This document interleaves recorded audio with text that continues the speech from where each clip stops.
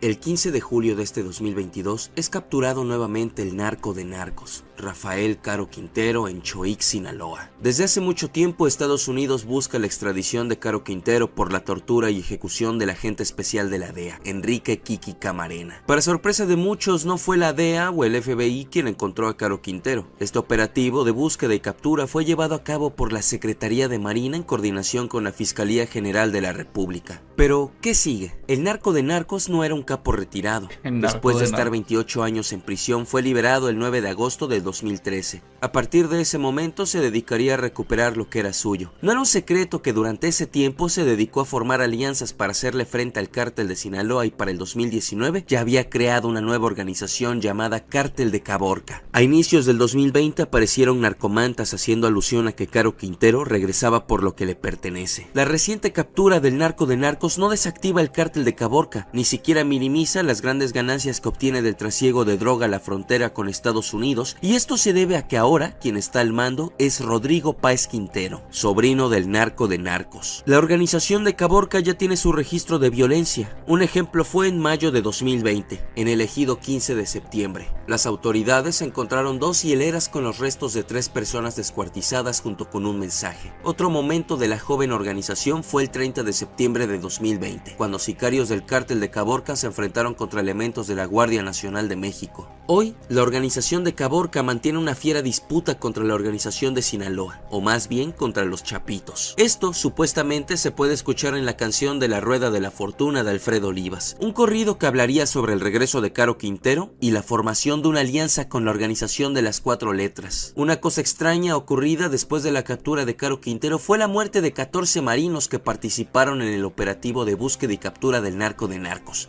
La muerte se debió al desplome del helicóptero en el que viajaban. Black bodies swinging in the southern breeze, strange roots hanging. El 15 de septiembre de 2008, el gobernador de Michoacán, Leonel Godoy Rangel, se posicionaba en el balcón para dar el grito de independencia, lo que sería una noche más para recordar la lucha por la independencia de México en 1810, terminaría convirtiéndose en una de las historias más tristes en el país. A las 11 de la noche, después de que el gobernador pronunciara la última parte de su discurso, 2 explosiones ocurren dentro de la multitud. La gente, confundida, pensaba que eran petardos o juegos pirotécnicos. Desgraciadamente, eran granadas. El shock era colectivo. Entre el humo y la sangre, las víctimas empezaban a subir, primero 4, luego 10, y así hasta llegar a la cifra de 132, de las cuales muchas perdieron las extremidades. Por si fuera poco, se reportaron otras 2 explosiones, una en la salida a la carretera Salamanca, Guanajuato, y otra en la zona de Santa María. Sospechosos había muchos, incluso se pensaba que el atentado había sido llevado a cabo por una guerrilla. Como era de esperarse, ciertas organizaciones se deslindaron del ataque. La familia michoacana responsabilizó a la organización de la última letra de lo sucedido. Luego, la última letra acusó a la familia de haber perpetrado el atentado, y el Ejército Popular Revolucionario emitió un comunicado deslindándose también del atentado. El 25 de septiembre de 2008, una llamada anónima revelaría la ubicación de los supuestos autores del atentado. En Apatzingán, la AFI y la CIEDO detienen a los 3 culpables que confesaron haber detonado las granadas y pertenecer a la última letra, o al menos eso fue lo que nos contaron. En 2015, los supuestos perpetradores del atentado son liberados después de pasar 7 años en prisión. Los motivos de su liberación fueron que confesaron bajo tortura, se recabó su declaración sin la presencia de un abogado y, por supuesto, dicha declaración fue entregada a los medios de comunicación. Además, un juez federal detectó que una de las firmas plasmadas en una declaración ministerial no pertenecía al puño y letra del detenido, lo que evidenciaría un testimonio fabricado. Los detenidos no estaban en Apatzingán cuando se les detuvieron, sino en el municipio de Lázaro Cárdenas. Hasta la fecha solo se cuenta con un retrato hablado de la persona que arrojó la primera granada, y no hay detenidos. Qué culero, ¿no? O sea, en medio del público, tirar granadas. El y 25 de salirte agosto libre. de 2011, un Mini Cooper, una camioneta Equinox, una GMC azul y un sedán gris se colocan en la entrada del Casino Royal ubicado en la avenida San Jerónimo 205, en Monterrey, Nuevo León. De los vehículos descienden hombres armados y con bidones de gasolina. Estos hombres son integrantes de La Última Letra, que desde hace un buen tiempo se disputaba Monterrey contra el Cártel del Golfo. Los integrantes de La Última Letra entraron disparando, golpeando, robando, rompiendo las máquinas del casino y regando gasolina. Se escuchó una conmoción, volteo y veo a un hombre que le da un golpe a una mujer con un arma. Entran varios, traían botes y empiezan a rociar y empieza todo el mundo a correr y a gritar. No pasó mucho tiempo, no sabíamos que era gasolina hasta que empezó el humo. Empecé a buscar a mi hijo y no lo pude encontrar. El caos fue inmediato. Muchas horas después me enteré que mi hijo falleció. El motivo del atentado fue la demanda del pago de extorsiones al casino. Aquel día se asfixiaron decenas de clientes y empleados. La mayoría de las víctimas eran mujeres que jugaban bingo en máquinas tragamonedas o simplemente almorzaban con amigos. Después del incidente, Monterrey fue blindado con un contingente de 3,000 militares, policías federales y helicópteros Black Hawk. Para el 26 de agosto se habían encontrado vehículos robados que correspondían con los de las cámaras de vigilancia y las autoridades ya tenían retratos hablados de los responsables del ataque, ofreciendo 30 millones de pesos a quien aportara información de los atacantes. 17 presuntos responsables fueron detenidos. Sin embargo, solo 5 han sido condenados, pero ninguno por homicidio. El 13 de julio del 2022, en el Ceferezo 14, ubicado en Gómez Palacio, Durango, fue encontrado. Como curiosidad, eso de la comida en los casinos es muy común, porque la comida en los casinos es extremadamente barata. Y es extremadamente barata porque la gente que va a los casinos no va a comer, va a jugar. Es como el truco ese de quitar todas las ventanas para que no noten cómo pasa el tiempo mientras juegan. Bueno, es lo mismo. O sea, la comida para ellos es simplemente combustible para seguir jugando. Entonces se las dejan baratas por eso, para que puedan gastar todo jugando. O sea, si algunos tienen hambre, vayan a un casino y va a haber comida rica y barata por lo mismo. Encontrado sin vida Jesús Rafael Torres Bautista, alias El Colitas, uno de los responsables del atentado en el Casino Royal. El cuerpo fue encontrado colgado con una sábana y con las muñecas cortadas. Los peritos intuyen que intentó suicidarse cortando las muñecas con el vidrio de sus lentes, pero al ver que no funcionaba, se ahorcó. El Colitas consumía medicamento controlado para tratar la depresión y la ansiedad.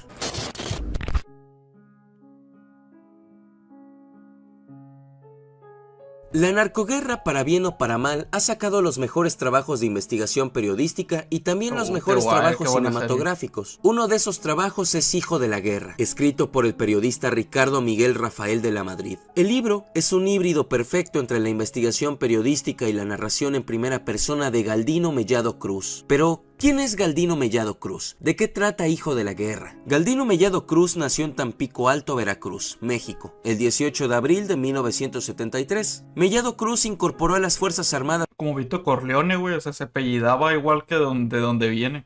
mexicanas como soldado del Ejército de Tierra el 1 de septiembre de 1992. Durante su permanencia en el ejército fue destacando hasta integrarse al Grupo Aeromóvil de Fuerzas Especiales, la unidad de Fuerzas Especiales de élite del Ejército Mexicano, donde recibió el mejor entrenamiento militar. Tiempo después, él, junto con otros de sus compañeros, serían reclutados por el Cártel del Golfo y se harían llamar Los Zetas. Mellado Cruz, alias el Z9 o el Mellado, fue uno de los fundadores de La Última Letra, la primera generación. El Mellado apareció en 2010 en un listado del Departamento del Tesoro de Estados Unidos, el cual incluye a personas, grupos y entidades sujetas a sanciones económicas donde figuraban grupos como Al-Qaeda y de la Yihad Islámica Egipcia. En su momento era considerado como segundo al mando del grupo delictivo. Hijo de la Guerra no lleva una aburrida cronología, pero sí tiene un hilo que hace clara la narrativa sobre la creación, auge y desmoronamiento de La Última Letra, y por supuesto la vida del Mellado, permitiéndonos conocer su terrible infancia marcada por la indiferencia de su madre. Un padre violento que llegó a trabajar con los más notorios delincuentes de la capital en la década de los 80, las depravadas acciones de un sacerdote y la conexión que el Mellado desarrolló con el mundo de la santería. En lo personal, Hijo de la Guerra es uno de mis libros favoritos, porque no es como que sea un solo género literario. De hecho, hay 3 en uno: la novela, la investigación periodística y la autobiografía. Algo más curioso es que este libro no ha sido desmentido por los integrantes restantes de La Última Letra. De hecho, se considera que es lo más más fidedigno a la historia, jerarquía y detalles de la organización. En el libro se cuenta que el escritor tuvo acceso a estas historias a través del mismo Medallo, quien en ese entonces estaba preso en una prisión en Chiconautla, Estado de México.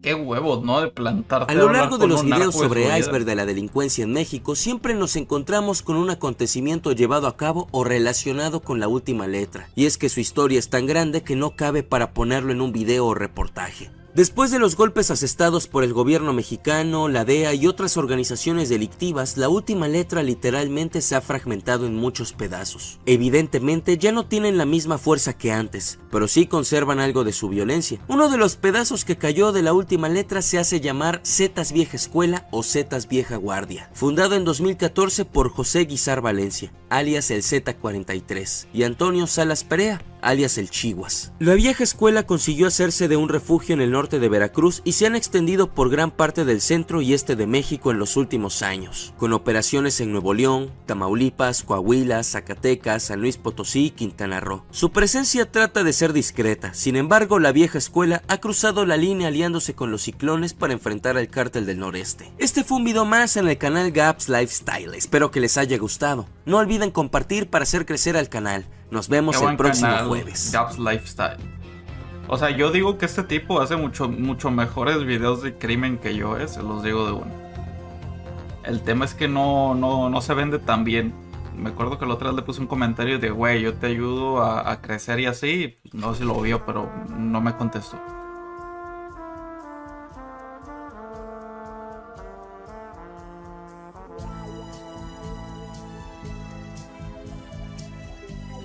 Es bien raro, güey, ver todo esto, porque es como que en el mundo hay tantas realidades. O sea, está esta realidad del narco, güey. Hay un pinche japonés ahorita que anda teniendo un baile, güey, así con disfraces pintorescos. Hay un estadounidense que está en un baile de graduación. Hay tanta realidad, güey, que parecen mundos distintos donde vivimos cada uno.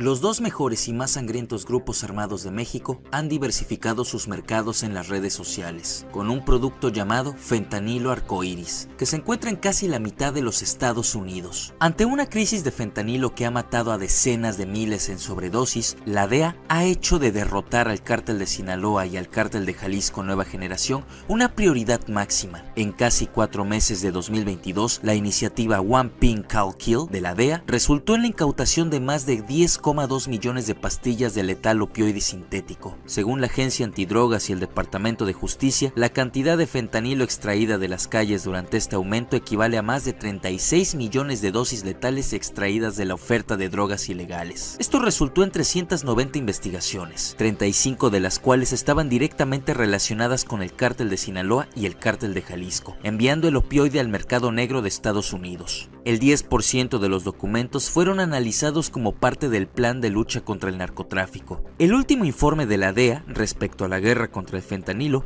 afirma que 51 de las convulsiones inducidas por fentanilo se debieron a sobredosis, pero la investigación ha puesto en lo más alto al mundo digital e internet, con 129 investigaciones vinculadas a redes sociales como Snapchat, Facebook, Messenger, Instagram y TikTok, donde en ocasiones se promociona el producto y por supuesto se recluta gente nueva para hacer crecer las organizaciones criminales. Los cárteles mexicanos han ampliado su suministro de productos ilícitos para vender opioides sintéticos en una variedad de formas y tamaños de colores brillantes. En febrero de 2022, la DEA alertó sobre la propagación del fentanilo arcoíris en 21 de los 50 estados que integran la nación estadounidense. Hasta hace poco, en el condado de Multnomah, en Portland, Oregon, se encontraban cubos de azúcar de color verde lima, amarillo vainilla y mango, así como azul cielo y rosa. Otras incautaciones incluyeron píldoras multicolores, polvos y grumos que parecían tiza en la cera. Todo el tráfico de drogas contribuye a la amenaza más mortal de Estados Unidos. Al menos 107.622 estadounidenses murieron por sobredosis de drogas en 2021, una cifra récord. De ese número, el 66% de las muertes se pueden atribuir a los opioides sintéticos como el fentanilo, que es 50 veces más potente que la heroína. Tan solo 2 miligramos o el tamaño de la punta de un lápiz puede ser una dosis letal. A una edad muy temprana. Pinches drogas, güey. No se droguen, gente. Las drogas son malas. Toribio Gargallo fue una leyenda en la región central de Veracruz. Su imperio criminal se extendía hasta la ciudad de Córdoba, controlando la zona a sangre y fuego. A Toribio le apodaban el Toro, pero en ocasiones usaba el seudónimo de Juan Zabaleta. Toribio fue conocido por hacer el trabajo sucio de los caciques de la región. Al menos 300 personas murieron a causa de él, muchos de cuyos restos fueron encontrados en la localidad de Ojo de Agua, en el municipio de Omialca. Toribio fue sin duda el asesino al servicio de los poderosos políticos y empresarios de Veracruz, también de los narcos colombianos. Su ascenso en la pirámide del crimen era inevitable, sobre todo porque también estaba involucrado en el trasiego de droga. De hecho, se encontraron en su poder varios kilogramos de cocaína procedente del país cafetalero. El 10 de octubre de 1991, Toribio Gargallo fue a tomar un café con un compadre suyo. Cuando encontró un retén de la policía judicial en la vía, no temió porque la autoridad era su aliada, pero cuando se acercó al puesto de control, la policía abrió fuego contra su coche. Y así es como la historia del gángster que dominó la región con brutal violencia a lo largo de los años llegó a su fin.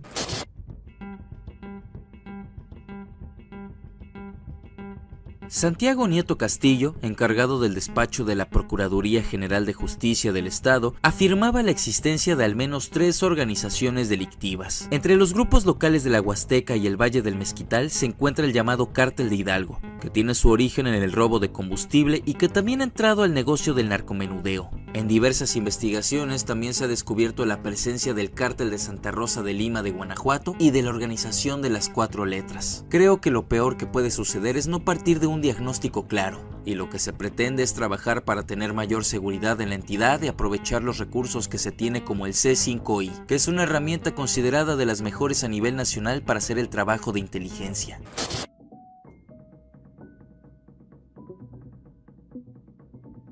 Lo conocían como el Marino o el 5 en la Secretaría de Marina Armada de México. Se desempeñaba como titular de la 6ª Región Naval Militar, pero en las sombras trabajaba para el Mayo Zambada. No se quedó en ninguno de los dos bandos, mejor decidió crear su propia organización llamada Los Exiliados. La naciente organización... Qué bonito nombre Zambada, ¿no? O sea, se siente bueno decirlo, Zambada. Está liderada por Carlos Enrique Martínez Cuesta, alias El Marino o El 5. En archivos de la Sedena se detalla que El Marino abandonó la organización de Sinaloa cuando comenzaron los problemas entre la Malliza y la Chapiza, tras la caída del Chapo Guzmán. El bastión de los exiliados lo encontramos en Ciudad de Manzanillo. Una pregunta, güey. ¿Los hijos del Chapo se encargan de los negocios del Chapo? No creo. O sea, usualmente cuando un narcotraficante está en el juego, lo que menos quiere es que sus hijos le sigan. Entonces, no sé, no creo que los hijos del Chapo estén metidos, o sea, metidos bien, ¿sabes? De que digan órdenes. A lo mucho, no sé, están ahí viendo, pero no más. Manzanillo, Colima, donde hay una violencia rapaz debido a los conflictos entre el Cártel de Jalisco Nueva Generación, los Mezcales, el Cártel de Sinaloa y, por supuesto, los exiliados. Esta sería la segunda vez que presenciaríamos una organización delictiva formada nuevamente por elementos de las Fuerzas Armadas mexicanas.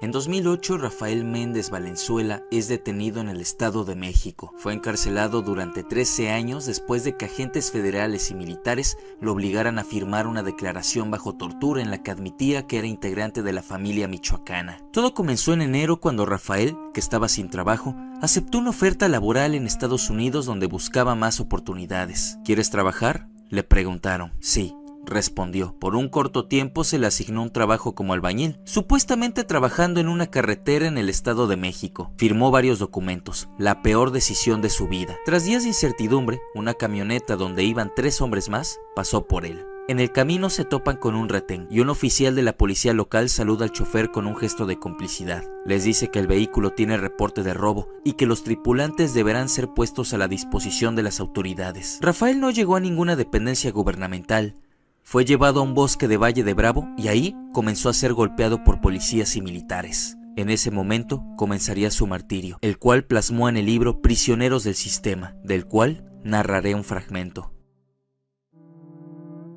El aeroplano toca tierra Qué buena rola, güey. Voy a robarme esa rola para mis videos. firme en la Ciudad de México. Obedezco la orden del policía y me levanto. De repente siento un empujón y estoy en el aire. Trato por instinto de proteger mi cabeza, pero no puedo meter las manos amarradas. Inclino el cuerpo hacia un lado y caigo en una superficie dura y plana. Recibo el impacto sobre el brazo izquierdo y mi hombro se entumece. La extremidad se separa de mi tórax. Lo sé porque cae sin fuerza y jala a las esposas hacia abajo.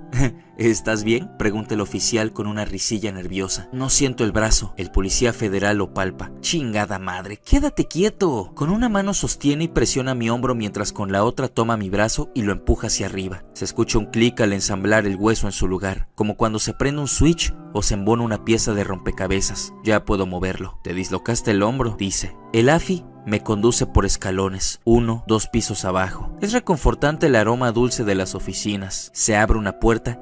¿Cómo verga le hacen para volver a colocar un hueso en su lugar? Y me envuelve el frío del aire acondicionado. Siéntate en el piso, ordena el agente. Inclino las rodillas y bajo despacio porque un movimiento brusco desata dolores de quién sabe qué parte del cuerpo. Mis manos topan con una superficie metálica. Parece un escritorio. Sí, porque tiene un hueco. Es espacio donde se acomodan las piernas. Me deslizo hasta quedar en el piso. Ya abajo, me desplazo dentro del agujero del mueble para protegerme de golpes o patadas. No vaya a ser como en la zona militar. Apenas estoy acomodándome cuando el oficial llega. Me jala de las axilas y con leves empujones me conduce hasta otra oficina refrigerada. Me sienta en una silla y sale. Estoy solo. Sí, creo que aquí tengo la oportunidad de explicar lo que pasó. Uno, el que lleva la voz cantante, toca mi hombro lastimado y lanza la primera pregunta. A ver, muchacho, ¿quién es el fulano que te pagaba? Ese mentado comandante perro. No conozco a ningún perro, señor. Le voy a decir cómo sucedieron las cosas y sé que usted va a creerme. Manotazo en la cabeza. ¿No me entendiste bien? Te hice una pregunta y las preguntas se contestan. ¿O me equivoco? No. ¿No qué, cabrón? No se equivoca. Entonces, ¿no que ya venía preparado? Interrumpe y ordena a su acompañante. A ver, enrédale la cobija a este señorito para que no se le marquen los chingadazos. A puño cerrado, los dos hombres lanzan golpes sobre mi torso, envuelto en la abultada pero blanda colcha. Vislumbro la escena que vi cientos de veces en el gimnasio de box en la esquina de mi casa. El boxeador sudoroso que brinca y se agacha con los saltitos oscilatorios, que con los puños a la altura de la cara lanza tiros cruzados, cortos, largos, pero siempre certeros al costal que pende del techo. Pero cuesta trabajo imaginar a este par de funcionarios que ríen y jadean al compás de los porrazos que me aciertan en la boca del estómago. Se alejan, murmuran. Uno se acerca a hurtadillas atrás de mí y cubre mi cabeza con una bolsa plástica. Aprieta, chingado, la misma técnica de los militares. Los oídos me zumban como abejas en una colmena. De nuevo los espasmos en mi cuerpo. Pero, o sea, entiendo que lo están torturando, pero lo que no entiendo es por qué ganan.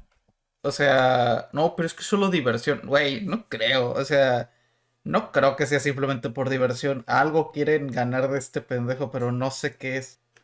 ¿Ya se te quitó lo mudo? ¿O quieres unos bolsazos más hasta que te matemos, maricón? No hay salida. Lo único que me queda es seguirles la corriente. Los percibo tan ansiosos que capaz y estos sí me matan de un mal golpe. No alcanzo a responder porque aplastan de nuevo el hule en mi rostro. Me pierdo no sé cuánto tiempo. Cuando reacciono, estoy sin esposas, recostado en un escritorio. Ya te alivianaste, qué bueno. Tú dices que no sabes nada, pero tus aprensores dicen otra versión. ¿A quién le creo? ¿Al delincuente o al policía? Ya les dije a los militares que les iba a firmar los papeles que me dieran. Ah, pues por ahí hubieras empezado, muchacho. ¿Ya ves? Te hubieras ahorrado la chinga y nosotros la fatiga. Luego, en tono serio, tú comprendes que ya no te podemos dejar ir, ¿no? Porque si lo hacemos, quedaríamos como unos pendejos. Y nadie quiere quedar como pendejo. Y bueno, ¿verdad? sí, No. Bien, entonces deja arreglo lo tuyo. Según cifras de la ONU y Amnistía Internacional, la guerra contra el narcotráfico iniciada por el expresidente Felipe Calderón ha dejado más de 300,000 muertos y más de 100,000 desaparecidos. 100,000 desaparecidos, vete a la verga.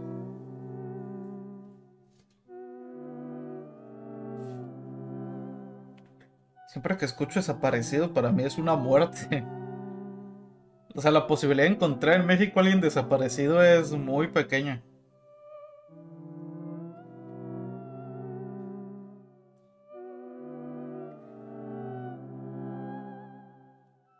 Ah, güey, quiero esa canción.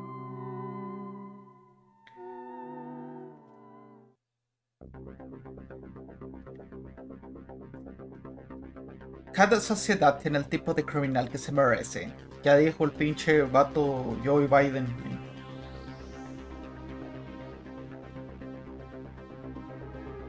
El Chapo Guzmán reconoció a 10 hijos de 3 mujeres distintas. Sin embargo, reportes extraoficiales indican que tendría hasta 23 vástagos. Entre esos reportes, una cara salió recientemente en los medios de comunicación nacionales e internacionales. Se trata de Ovidio Guzmán López, alias El Ratón. Entre las decenas de fotos que han circulado sobre este individuo, destaca una donde se ve al capo siendo apenas un niño. Ovidio nació el 29 de marzo de 1990 en Badiraguato, Sinaloa, y estudió 4 años de primaria en el Colegio Seica, una escuela que se encontraba ubicada al sur de la Ciudad de México, que perteneció a los Legionarios de Cristo. Los excompañeros de Ovidio lo percibían como un niño normal, al que invitaban a sus fiestas infantiles. Sin embargo, los padres de los niños con los que se relacionaba Ovidio notaban algo extraño en el estilo de vida de la familia Guzmán López. Ovidio es hijo del Chapo Guzmán y Griselda López, quien es identificada como la segunda esposa del narcotraficante. Ahora, dejando a un lado la infancia de Ovidio, que se compone de rechazo y resguardo,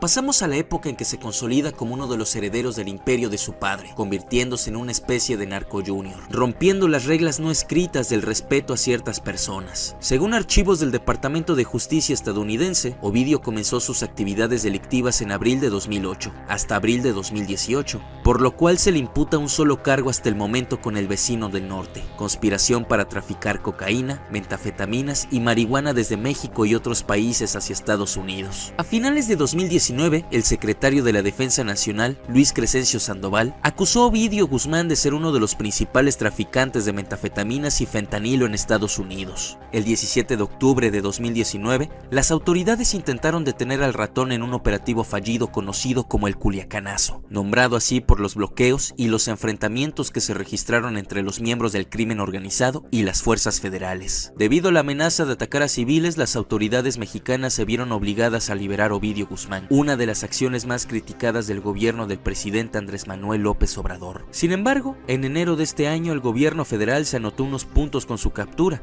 y manejando un poco mejor a sus elementos en las fuerzas de seguridad. Respectivamente, Ovidio Guzmán fue trasladado al campo militar número 1 en la Ciudad de México, para después ser llevado a las instalaciones de la Fiscalía General de la República. Hoy, Ovidio Guzmán López, hijo de Joaquín El Chapo Guzmán, está encarcelado en el Centro Federal de Readaptación Social número 1, el Altiplano, mientras se resuelve el proceso de su posible extradición. Amigos, antes de continuar con este video, quiero decirles En medio de hablar de pinches narcos, tengo una página de Facebook.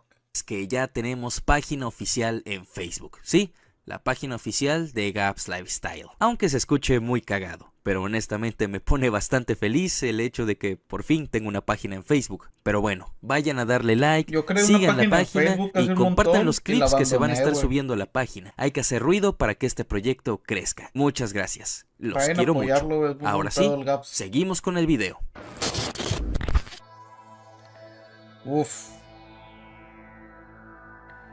Antonio Ceguera Cervantes, hermano de Nemesio Ceguera el Mencho, es cofundador y uno de los líderes del cártel de Jalisco Nueva Generación, y es conocido como Tony Montana. Fue detenido el 20 de diciembre de 2022 en Tlajomulco de Zúñiga, Jalisco. La detención de Tony Montana es considerada por la Sedena como un golpe contundente a la organización de las 4 letras. Antonio Ceguera es el presunto operador logístico y encargado de lavado de dinero para la organización. Además, estaba encargado de la adquisición de armamento en grandes cantidades y coordinar acciones violentas en contra de otros grupos delictivos. El Departamento del Tesoro de Estados Unidos de América lo considera como el encargado del blanqueo de capital y narcotráfico internacional para el cártel. Antonio fue detenido mediante una operación conjunta de la Guardia Nacional, la Secretaría de la Defensa Nacional, el Centro Nacional de Fusión de Inteligencia y la Fiscalía General de la República. En el punto de captura, las autoridades decomisaron 7 armas de fuego, 2 vehículos y un paquete que al parecer contenía cocaína. Después de su captura, el gobierno puso a los estados de Michoacán, Colima y Jalisco bajo alerta máxima, tras la detención debido a la fuerte presencia de las 4 letras en la región. La Embajada de Estados Unidos también emitió una alerta en el estado de Jalisco debido a la detención de Antonio. Estas alertas suelen emitirse en previsión de las violentas reacciones que los cárteles mexicanos suelen desatar en las comunidades tras la detención de miembros de alto rango, normalmente en un intento de obligar a las fuerzas de seguridad a liberar a los detenidos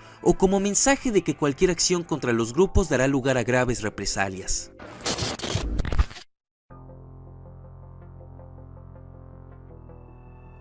Cerezo. México recibió enero con episodios de violencia. Uno de esos episodios es el famoso motín en el Centro Estatal de Reinserción Social número 3 de Ciudad Juárez. ¿Saben qué me acabo de acordar? Que estaría bueno ponerlo en un iceberg. Hay cosas, güey, que nadie pone en los icebergs, que la neta es que yo sí pondría. Una vez puse lo del Black New World Order, creo que se llama así, que es básicamente gente que cree que los negros deberían cogerse a las viejas y todas las razas que no son negros deberían ser feminizados y ser putos. O sea, ese es uno que lo puse en el iceberg de internet. Y otro que, por ejemplo, pondría en el iceberg de México es que había un grupo de presos que tenían un OnlyFans. Y pues, cogía, ¿no? Pero, pues vaya, no creo que las personas a las que se cogieran dieran su consentimiento. Entonces, básicamente, estaban monetizando con, vamos a decirlo así, agresiones o forzadas en videos. Y es muy turbio, creo que ya lo cerraron. O sea, pero es algo que pasó en México. Y creo que era el Cerezo, creo que por eso me sonó. Pero básicamente eran presos que se grababan así cogiendo y los subían a OnlyFans y gente se los compraba. Juárez, Chihuahua, que derivó en la fuga de más de 20 reos. Sí, comenzando bien el año. En conferencia de prensa con el Gabinete de Seguridad, el titular de la Secretaría de la Defensa Nacional, Luis Crescencio Sandoval, dio a conocer que tras las inspecciones realizadas en el centro de reclusión, había una decena de celdas de lujo que estaban acondicionadas de manera diferente a las del resto. Algunas de ellas contaban con pantallas de plasma, incluso en una hallaron millones de pesos. El dinero solo fue una parte de lo que encontraron, pues también se hallaron 84 dispositivos móviles al interior del penal, así como 10 armas largas, 4 cortas y 82 cartuchos de diferentes calibres. De igual manera localizaron más de 20 kilogramos de diversas drogas, 285 bolsas de cristal, 38 dosis de cocaína, 68 de marihuana, 69 de heroína y 8 pastillas de fentanilo, y otro paquete con 50 bolsas de cristal. Pero a todo esto, ¿qué ocasionó el motín del Cerezo número 3? Ernesto Alfredo Piñón, alias El Neto, se escaparía de la cárcel junto a otro delincuente conocido como Chilín, ambos miembros del grupo criminal Los Mexicles, hoy afiliados al cártel de Caborca. Alrededor de las 7 horas del 1 de enero, las personas esperaban en el exterior del penal para visitar a sus familiares reclusos con motivo de Año Nuevo. Pero la reunión fue interrumpida cuando un comando armado, a bordo de vehículos blindados, irrumpió en las inmediaciones del penal y abrió fuego contra los custodios que se encontraban en la caseta de entrada, y así comenzaría la violenta fuga. En base a los informes de la Secretaría de Seguridad y Protección Ciudadana, en total 25 personas privadas de su libertad escaparon del penal. 7 reos perdieron la vida y otros 10 resultaron heridos.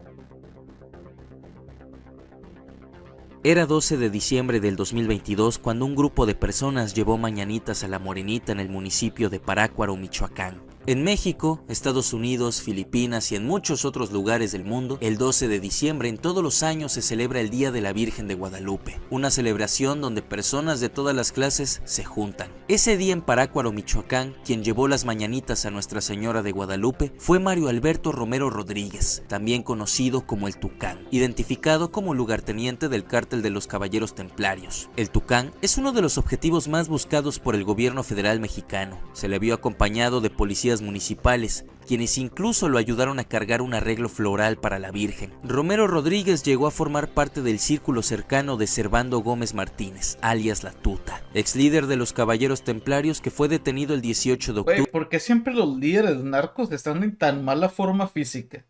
O sea, no noto que siempre son gordos o flacos. Eso sí, el bigotito nadie se las quita, ¿eh? El bigotito es forzoso si quiere ser capo. Pero yo hablo del físico, o sea, son ricos, no pueden operarse o ponerse mamados o inyectarse esteroides. De 2014. Igual y se van a morir, ¿saben? O sea, no van a vivir mucho. En 2014, 43 estudiantes desaparecen a manos de policías municipales de Iguala, la Policía Estatal de Guerrero y elementos del Ejército Mexicano. Esta fue una operación de contrainsurgencia llevada a cabo por los 3 niveles de gobierno y desgraciadamente también contó con la participación del crimen organizado. Hasta ese momento se sabría que la organización delictiva que participó era Guerreros Unidos, un grupo que se formó tras el debilitamiento de la organización de los Beltrán Leiva. En 2022, Alejandro Encinas, presidente de la Comisión para la Verdad y el Acceso a la Justicia del caso Ayotzinapa, afirmó que la versión informada por Jesús Murillo Caram sobre lo que ocurrió aquella noche con los 43 estudiantes no tiene ninguna coincidencia con lo que verdaderamente pasó, un crimen de Estado. Hasta ese año, 2022, se habló del grupo policial de reacción inmediata que participó en la operación, Los Bélicos. Los Bélicos fue un grupo de reacción inmediata que se encargaba de realizar el trabajo sucio de Guerreros Unidos, como extorsiones por el cobro de derecho de piso, levantones y ejecuciones. Los Bélicos fue fundado por alguien que aparece en los archivos de investigación como Abraham N., alias el 48, quien fue director de la policía de Iguala durante el gobierno municipal de Raúl Tobar Tavera. Abraham N. fue desaparecido en 2013,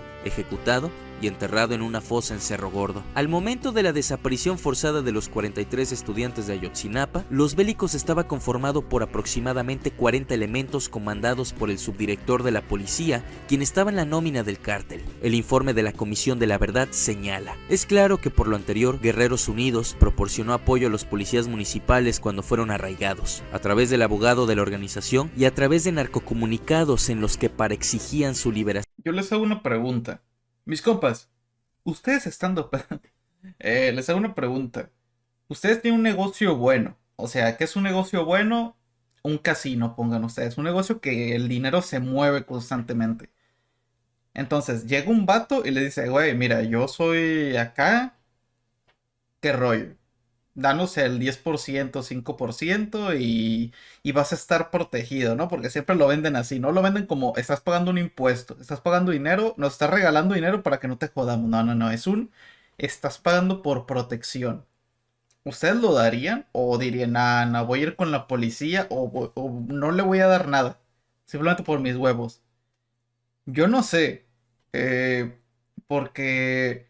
mi mayor miedo es que, por ejemplo, esos güeyes se rigen así, no son pendejos, no te van a matar, simplemente se van a ir para darte el mensaje. ¿Qué puede ser un mensaje? Pues puede ir desde que te ponchen la camioneta hasta que te maten a tu perro, ¿sabes? Pueden ir desde que vayan con pinches matralletas, apunten, vean que tú estás viendo que están apuntando al casino y luego eso se vayan, ¿sabes? O sea, como que nada más para meterte miedo. Si no aceptaste que vamos al casino con todo y gente. Se han dado casos, pero usualmente no son estúpidos.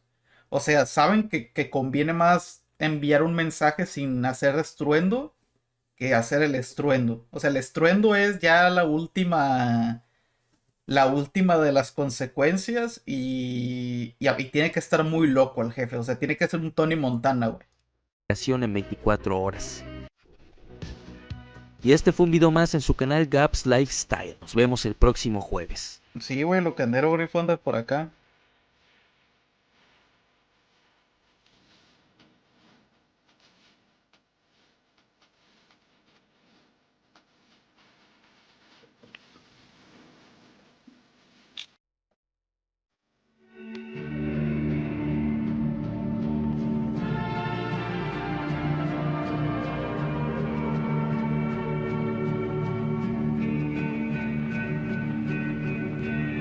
Ocupo colaborar, güey, con el Gaps.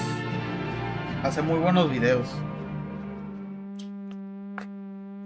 Lo llaman el caso que cambió la justicia mexicana. Tan solo en 2019 sumaron 2.833 mujeres asesinadas. Y de esa cifra, solo 726 se investigaban como feminicidio. El feminicidio de Ingrid Escamilla Vargas ocurrió el domingo 9 de febrero de 2020 en la Ciudad de México, cuando Eric Francisco Robledo Rosas, quien era su pareja, la asesinó en su domicilio luego de una discusión. El caso conmocionó al país, dado a la brutalidad del asesinato, como por la posterior difusión en medios de comunicación. Los directos se van a poner en solo para miembros, se van a editar y se van a resubir. Kat.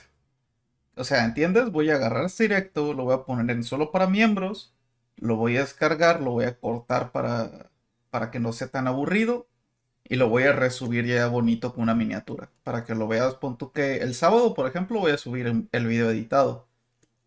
Y redes sociales de las imágenes periciales del cadáver de la víctima y también por cómo personas justificaban lo ocurrido como defensa propia. ¿Qué tiene como defensa propia desollar y mutilar? La voz de alarma la dio la exmujer de Eric Francisco, Ivonne Barragán, a quien este llamó por teléfono esa misma mañana para confesar lo que acababa de hacer. Ella llamó inmediatamente a la policía y cuando las autoridades llegaron, encontraron a Eric Francisco N. de rodillas en el suelo de la cocina con un cuchillo en la mano, junto al cadáver de Escamilla y un gran charco de sangre. No tuvo problemas en confesar lo que había hecho. Sin pelos en la lengua, contó que la destazó para que nadie se diera cuenta, lanzando algunos órganos al baño y otras partes del cuerpo a las alcantarillas cercanas. El cuerpo violentado de Ingrid Escamilla fue expuesto a los medios y en las redes sociales. El sexismo la revictimizó y justificó al agresor. El 18 de octubre, Eric Francisco Robledo fue condenado a 70 años de prisión. Asimismo, el juez determinó un monto de 616,100 pesos por concepto de indemnización material,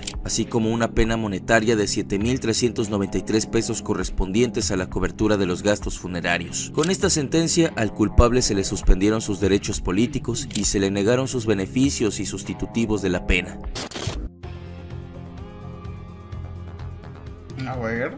Me gusta cuando La tienen Unión títulos Tepito así. ha tomado las primeras planas de los diarios capitalinos. De una organización que vivía en las sombras de la gran ciudad, ha tomado un papel importante en el negocio nacional y por supuesto en la escena local. Sin embargo, no todo ha sido color de rosa para la organización. El 26 de abril de este año fue detenido Cristian N., alias La Hamburguesa. Los hechos fueron informados durante la tarde del miércoles 26 de abril por la Fiscalía. ¿Por qué tienen pinches apodos de secundaria? ¿No deberían tener nombres intimidantes?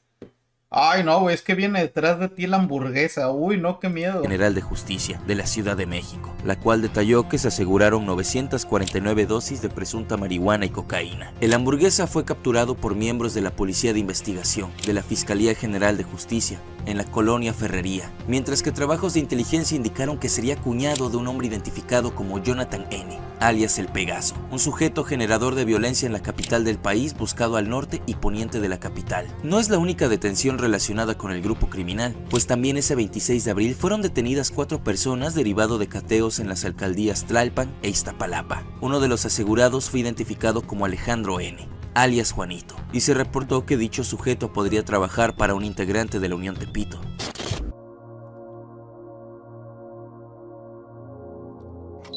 Los chapitos son una figura de la cultura popular, sin embargo, no salen de su papel de peligrosos traficantes. En un reciente informe de la DEA se revela que el papel de Alfredo Guzmán Salazar es el tráfico de fentanilo a Estados Unidos. ¿Qué vas a hacer, güey? Viene el pistacho y la hamburguesa. No, pues me los como, ¿no? Ah, ¿qué dijiste? No, güey, no, la neta ayuda, me van a matar. Además del envío de precursores químicos del opioide procedentes de China para llevarlos hasta México. De acuerdo con la DEA, además de estar relacionados con el trasiego del opioide, Alfredillo también es responsable de coordinar el tráfico de otras sustancias controladas como la cocaína, heroína, metafetamina y marihuana. Las autoridades estadounidenses ofrecen hasta $10 millones por datos que lleven a la captura y condena de Alfredillo. Un gran jurado federal en el Distrito Sur de Nueva York emitió una acusación formal contra Jesús Alfredo Guzmán Salazar y otros acusándolos de empresa delictiva continua, conspiración de importación de fentanilo, conspiración de tráfico de fentanilo, posesión de ametralladoras y ametralladoras destructivas, dispositivos, conspiración para poseer ametralladoras y dispositivos destructivos y conspiración para lavado de dinero.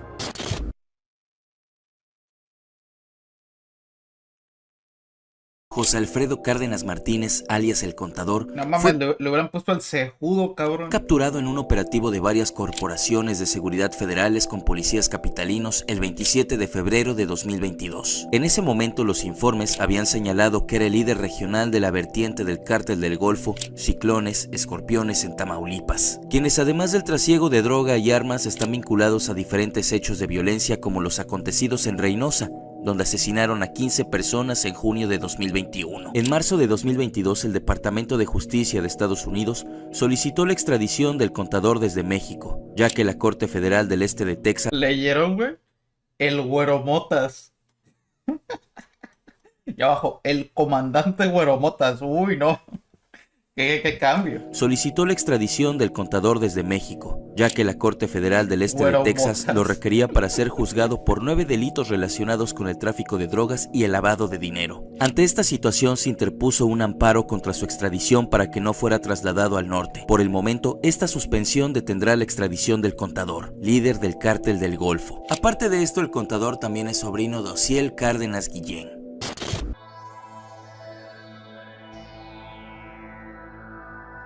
Roberto Salazar, un infante de marina de los Estados Unidos.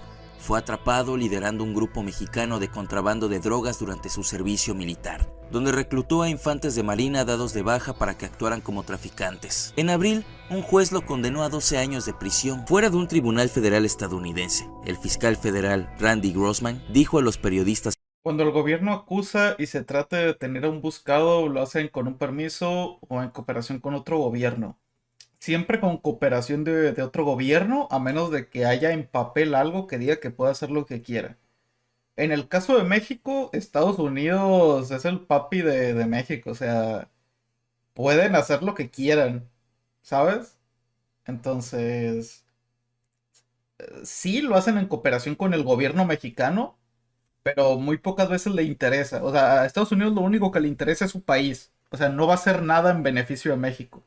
que Roberto Salazar se desempeñó como infante de marina, pero también llevaba una vida secreta como narcotraficante y líder de una organización de narcotráfico. A lo largo de su infancia, Roberto Salazar II dividió su tiempo entre los Estados Unidos y México, viajando a menudo a la ciudad fronteriza mexicana de Tijuana. Su abogado defensor, Andrew Nietor, afirmó que Roberto fue adoctrinado en el mundo de las drogas por su padre, Roberto Salazar I, quien era tanto abusivo como ausente. Cuando Roberto tenía solo 9 o 10 años, su padre fue deportado a México. Los viajes de Roberto a través de la frontera adquirieron una nueva naturaleza en 2013, cuando a los 16 años comenzó a introducir personas de contrabando en los Estados Unidos. Roberto pasó al contrabando de drogas, específicamente heroína. Más tarde ese año, cuando Roberto cumplió 18 años, comenzó a asistir a Southwestern College, ubicado en Chula Vista, California. Allí reclutó a uno de sus compañeros de la universidad para que traficara drogas para él. En los últimos 2 años, Roberto había llegado a favorecer un método particular de contrabando en el que los vehículos con drogas ocultas cruzaban la frontera de Estados Unidos. Roberto prefirió utilizar vehículos BMW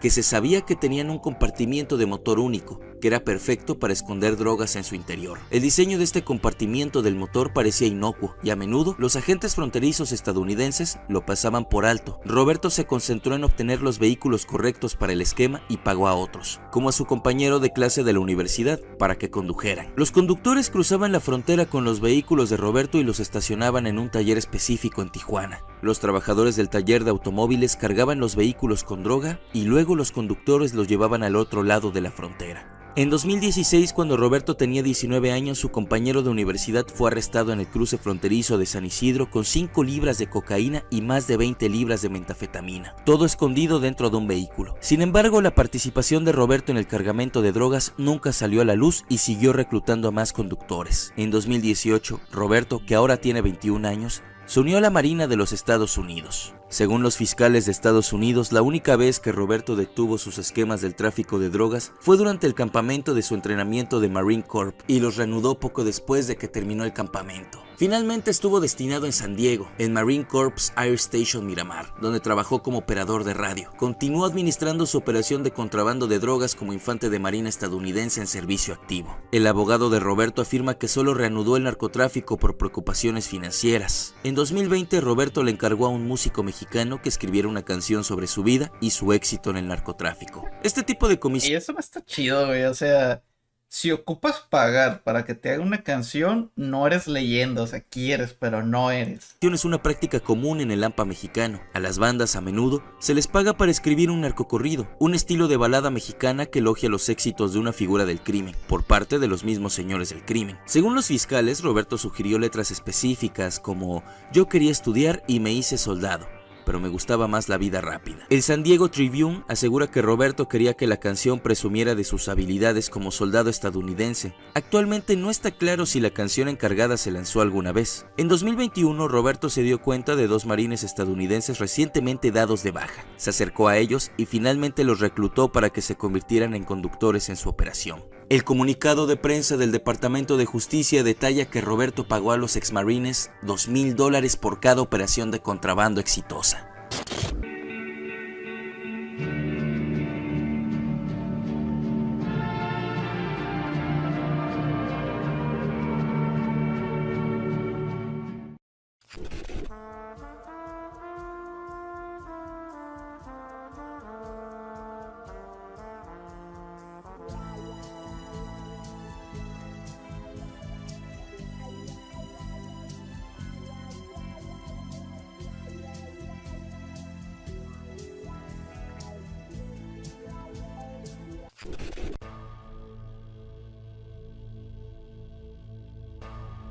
En 2002, 15 meses después de la fuga de Joaquín El Chapo Guzmán del Penal Federal de Puente Grande, Jalisco, la Procuraduría General de la República emprendió la búsqueda de varios exintegrantes del Cártel de Juárez, que se habían aglutinado bajo el liderazgo del capo sinaloense. Por aquellos años, la PGR había confirmado que el Chapo pretendía conformar una gran organización criminal con el objetivo de monopolizar el negocio del tráfico de drogas en el país. Más tarde, se confirmó que dicha agrupación se llamaría la Federación de Narcotraficantes y que estaría formada por varios cárteles. Se supo también que el artífice de esa estrategia era nada menos que Juan José Esparragosa Moreno, el Azul, un capo de bajo perfil y con amplia capacidad para negociar conflictos entre organizaciones rivales, quien fue una pieza clave para proteger al recién fugado Guzmán Loera en aquellos azarosos días. Al confirmarse que el Azul era el estratega del plan, en la PGR se conformó un grupo especial con policías de la Agencia Federal de Investigación, AFI, quienes comenzaron a seguir los pasos de Esparragosa Moreno en varios estados a fin de ubicarlo, desarticular sus redes y detenerlo. Sin embargo, cuando la investigación estaba casi concluida, una orden superior frenó la indagación y el expediente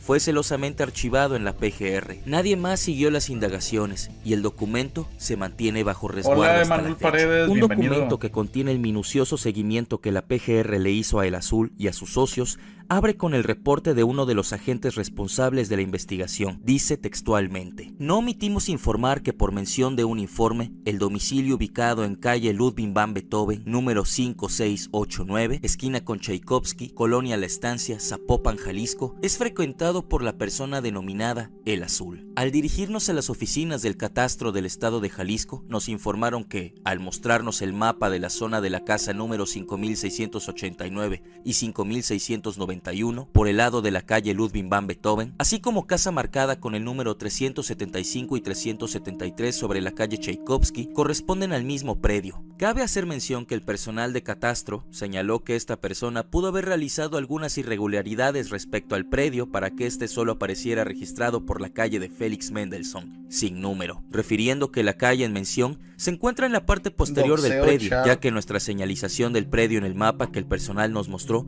no corresponde a la casa de Félix Mendelssohn. La investigación, que requirió varios meses, continuó por parte de los agentes de la PGR. El 17 de junio de 2002 se incluyó en el expediente una tarjeta informativa que refiere: continuando con la línea de investigación, se informa lo siguiente. En relación al domicilio ubicado en calle Sierra de Cuale 2015, Colonia Las Águilas, en Zapopan, Jalisco, conocimos por dicho de un informante que la residencia es habitada por una persona de confianza de Juan José Esparragosa Moreno, el Azul. El informante nos dijo que algunas veces dicho domicilio es frecuentado por el Azul. Al realizar una vigilancia móvil, nos percatamos que en el interior de este se encontraba un personal de sexo femenino. Al realizar ¿Se imaginan cómo serían los narcos si supieran usar drones, güey?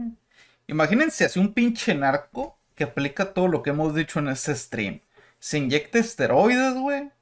Se pone mamado así cabrón. Aprende artes marciales. Y usa drones. O sea, ¿qué le falta, güey, para ser invencible ese cabrón? una vigilancia móvil nos con el percatamos que FBI. en el interior de este se encontraba una persona del sexo femenino de aproximadamente 35 años de edad y un vehículo marca Rumble tipo Y se americano, pone un apodo color agresivo café, en con vez de la placas hamburguesa. circulación HZL9113 del estado de Jalisco. El 3 de junio, los agentes investigadores reportaron las tareas que realizarían para ubicar los domicilios donde suele refugiarse Esparragosa Moreno. En relación a la investigación relacionada con el Azul, me permito informar que se acudió en las oficinas del registro público de la propiedad, así como las de catastro, para poder verificar si el domicilio ubicado en calle Beethoven, esquina Tchaikovsky, es propiedad de Rosario Esparragosa Moreno, hermana de la persona denominada El Azul, así como también el domicilio ubicado en la calle Sierra de Cuale. En otra tarjeta, los agentes federales dicen que en uno de los domicilios que vigilaban en el estado de Morelos, pudieron observar a Cristian Esparragosa Gastelum, hijo del Azul, y a quien también le seguían los pasos, cuando abordaba una camioneta Grand Cherokee negra y de modelo reciente. No pudieron detenerlo,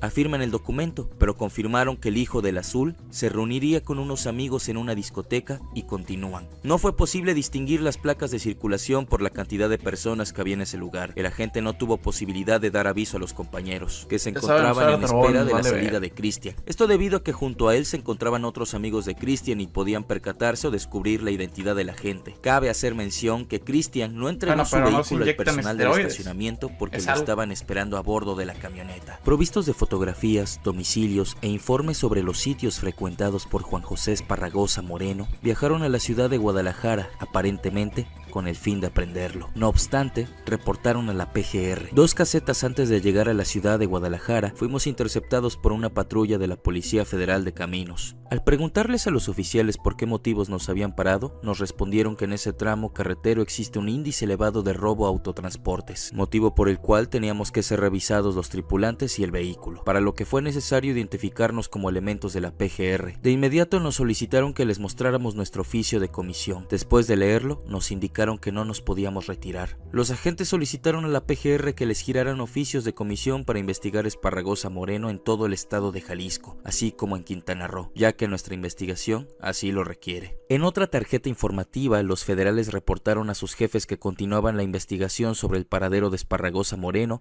e informaron que ya habían localizado el domicilio de Rosario Esparragoza, hermano del presunto narcotraficante. Continuando con la línea de investigación, nos permitimos informar a usted que el día 15 de mayo del año en curso, 2002, nos trasladamos a la ciudad de Guadalajara con la finalidad de ubicar el domicilio que se encuentra localizado en calle Ludwig van Beethoven 5689, esquina con Tchaikovsky, Colonia La Estancia, ya que por dicho del informante, está habitado por una persona de nombre Rosario Esparragoza Moreno, y a ese lugar llega con frecuencia Juan José Esparragoza Moreno, el Azul, ya que en el lugar establecido un agente encubierto se entrevistó con una persona del sexo femenino de aproximadamente 25 años de edad, al parecer del servicio doméstico. De acuerdo con la ficha informativa, dicha persona se encontraba barriendo la calle y limpiando el jardín. Al verla trabajando, el agente encubierto se le acercó y le preguntó si ahí vivía la señora Rosario, y si estaba. La persona, prosiguen los agentes, se mostró nerviosa y contestó que sí era la casa de la señora Rosario, pero que en estos momentos no se encontraba. El reporte dice que los agentes se enteraron por su informante de que el domicilio ubicado en la calle Jorge Bravo, sin número, está habitada por una persona de confianza de Esparragoza Moreno, sin poder obtener por el momento información alguna, ya que al parecer no se encontraba nadie en el domicilio. Y añaden, la persona que nos está proporcionando información nos pidió que omitiéramos su identidad,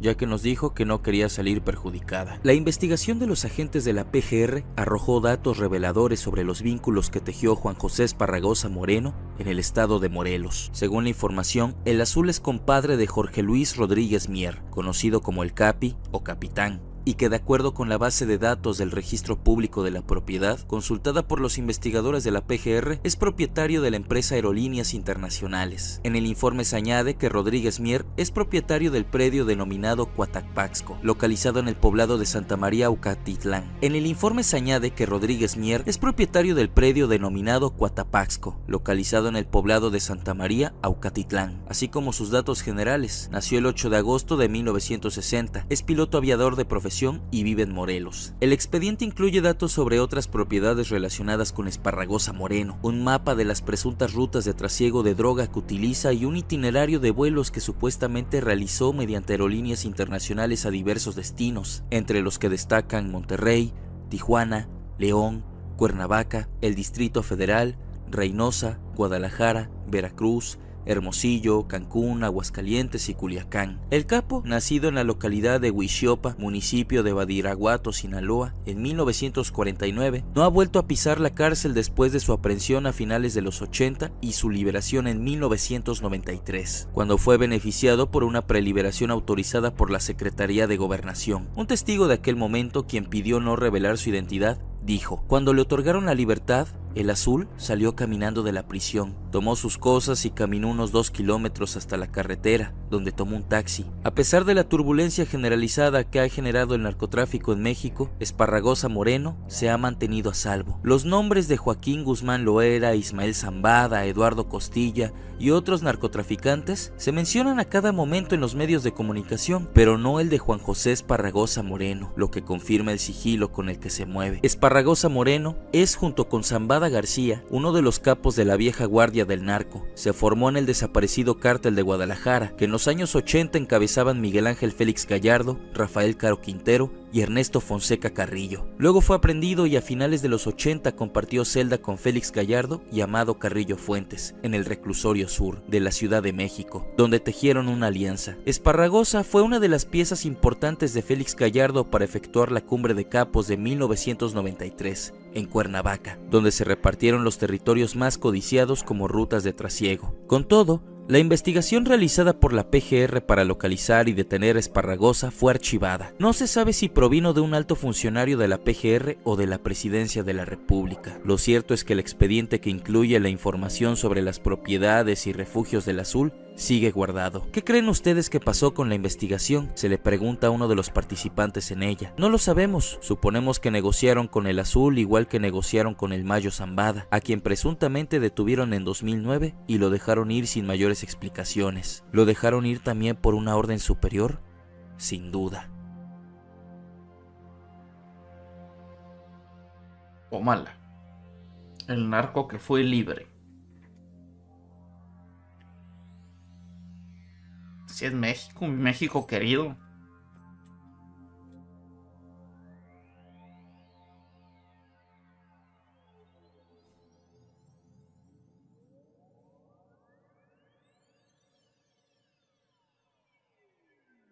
Ya, es todo. Ah, ya se acabaron las partes del iceberg. Los testimonios que podrían acabar con García Luna. Aquí está, es que puso partes que no eran del iceberg, güey. Ah, mira, y sale recomendado mi video. El de Acapulco Kids. Oigan, cómo le ha roto el video de Acapulco Kids, ¿Cuánto poder tiene a la verga, güey? Es que tienen dinero, o sea, tienen cantidades bizarras de dinero.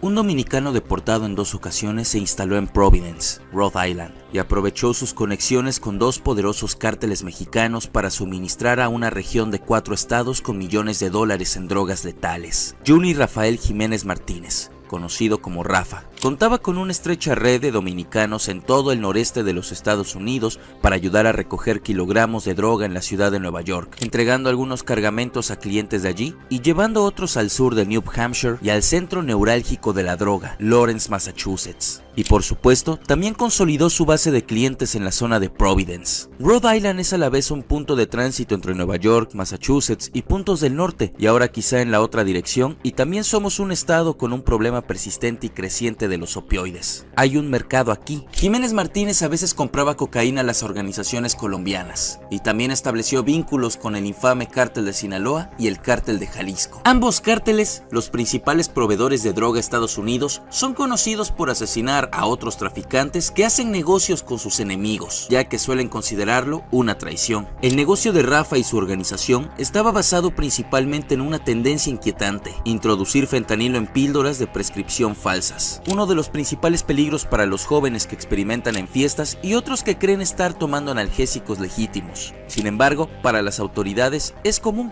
pues los cárteles mexicanos crean lazos con redes de narcotraficantes dominicanos en el noreste para sacar provecho rápidamente de la epidemia de drogas más mortífera de los Estados Unidos. Los cárteles mexicanos se sentían impresionados por Jiménez Martínez, por su capacidad para mover rápidamente un cargamento de droga, lo que incluye recogerla, llevarla a su destino y venderla. En una ocasión, el grupo Jiménez Martínez aceptó un cargamento de 20 kilogramos en Nueva York, lo transportó a Massachusetts y vendió la droga en 8 horas, algo que a otros grupos de narcotraficantes les suele llevar días. Los policías trataban de seguir el rastro de las operaciones de Jiménez, sin embargo, para cuando llegaban, toda la droga había sido distribuida. Los investigadores antidroga identificaron por primera vez a Jiménez Martínez, que había sido deportado a la República Dominicana como traficante de drogas hace 14 años. Los agentes lo detuvieron junto con otras personas por tráfico de cocaína y heroína a través de Nueva York en 2008. Se declaró culpable y un juez federal de Nueva York lo condenó a 5 años y 5 meses de prisión. Jiménez Martínez tomaba medidas para evitar ser detectado por los investigadores, como sumergir las yemas de los dedos en ácido para quemar sus huellas dactilares y varios alias, como Ismael,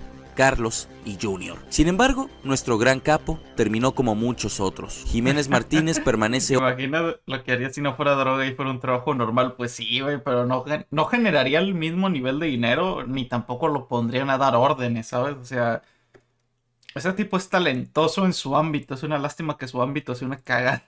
Hoy en una prisión federal de baja seguridad en Allenwood, Pensilvania, según la Oficina Federal de Prisiones. Su fecha prevista de puesta en libertad es hasta abril de 2032. El huevo. El huevo.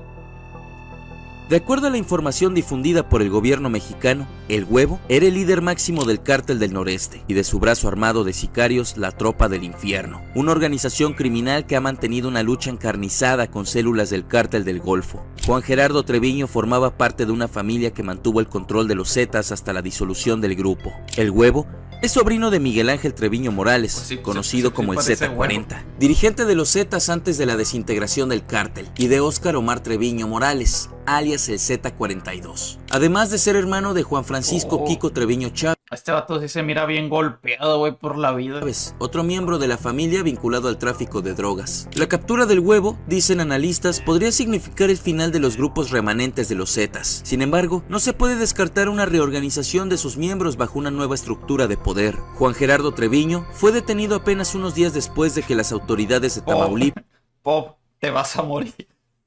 Imagínate ir conduciendo, güey, que den la pinche vuelta en U hacia atrás de ti esos güeyes. poder. Juan Gerardo Treviño fue detenido sabes que apenas te unos vas días a morir después de de la que las forma más autoridades de horrible Tamaulipas posible. anunciaran una serie de recompensas por información que llevara a la captura de capos que operan en el estado. El ciudadano estadounidense y presunto líder del Cártel del Noreste fue detenido por el ejército mexicano en el nororiental estado de Tamaulipas. Era requerido por las autoridades de Estados Unidos bajo los cargos de conspiración por tráfico de drogas y lavado de dinero, por lo que había una orden de aprehensión con fines de deportación en su contra. Según la Secretaría de la Defensa Nacional, Treviño fue detenido cuando personal militar realizaba un operativo en terreno en la madrugada del lunes en la colonia Hidalgo de la ciudad fronteriza de Nuevo Laredo. Durante la operación militar, testigos les dijeron a medios locales que se registraron fuertes enfrentamientos a balazos entre militares y miembros de la organización criminal que llevaron al cierre de puentes internacionales con Estados Unidos durante varias horas en el proceso de la detención del sospechoso.